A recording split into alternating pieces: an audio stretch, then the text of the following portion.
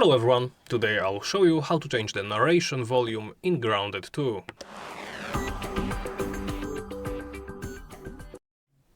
Begin by opening the Options menu.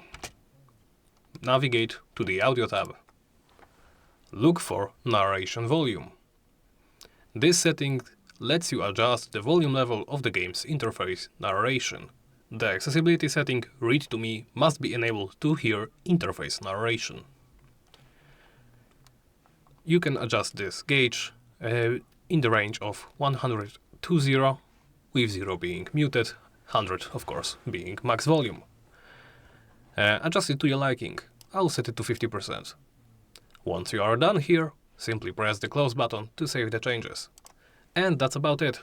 Thank you for watching, and please make sure to comment, like and subscribe.